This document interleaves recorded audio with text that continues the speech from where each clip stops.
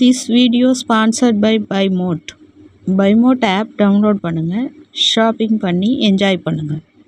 வானத்திலிருந்து திடீரென கேட்ட ஒரு அலறல் சத்தம். மிரண்டு போன ஆய்வாளர்கள் இதற்கு பின்னால் உள்ள மர்மம் என்ன என்பதை பற்றி இந்த வீடியோ தொகுப்பில் பார்க்கலாம். விண்வெளி ஏராளமான ரகசியங்களை கொண்டுள்ளது. நம் பூமியைப் போல மற்ற கிரகங்களில் உயிரினங்கள் உள்ளதா என்றும் நம் பூமியைப் போல வேறு கிரகங்கள் உள்ளதா என்பதை குறித்தும் பல ஆராய்ச்சிகள் நடைபெற்று வருகிறது.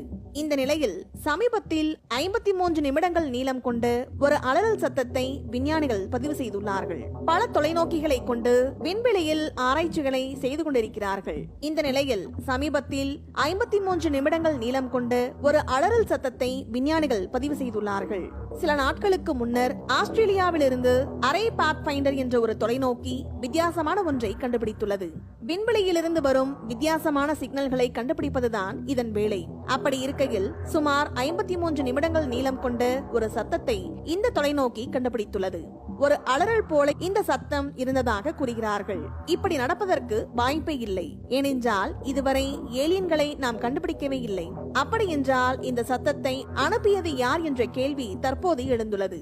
இந்த விண்வெளியில் ஏராளமான சூரியன்கள் இருக்கின்றன. ஒவ்வொரு சூரியனுக்கும் 7 முதல் 8 கிரகங்கள் என்று வைத்துக் கொண்டாலும் லட்சக்கணக்கான கிரகங்கள் இருக்கின்றன. இதில் உயிர்கள் வாழ்வதற்கு தகுதியான கிரகம் என்று 1% என்று எடுத்துக்கொண்டாலே அதில் நூற்றுக்கணக்கான கிரகங்கள் வருகிறது. அதில் ஒன்றில் கூடவா உயிர்கள் இருக்காது? எனவே நிச்சயம் ஏலியன்கள் என்று ஒன்று இருக்கும். இந்த ஏலியன்களை முதலில் நாம் கண்டுபிடிக்கிறோமா அல்லது அது நம்மை கண்டுபிடிக்கிறதா என்பதுதான் தற்போதைய கேள்வி.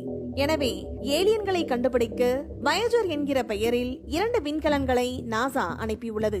ஒன்று ஆழ் அண்டத்தை நோக்கியும் மற்றொன்று வெளி அண்டத்தை நோக்கியும் பயணித்து வருகிறது. இதில் ஒரு விண்கலத்தில் நம்முடைய பூமி குறித்த தகவல்களை பதிவு செய்து அனுப்பியுள்ளார்கள். பூமி என்றால் எப்படி இருக்கும், எவ்வாறு அதை கண்டுபிடிப்பது, பூமியில் எந்த மாதிரியான உயிர்கள் உள்ளது, எப்படி இங்கு வருவது என்பது குறித்த தகவல்கள் அதில் பதிவு செய்யப்பட்டு அனுப்பி வைக்கப்பட்டுள்ளது. ஒருவேளை நம்மை போலவே ஏலியன்கள் டெக்னாலஜியில் வளர்ச்சியடைந்திருந்தால் அவை நாம் அனுப்பிய செய்தியை படித்துவிட்டு பூமிக்கு வரும் என்று ஆய்வாளர்கள் கூறுகிறார்கள்.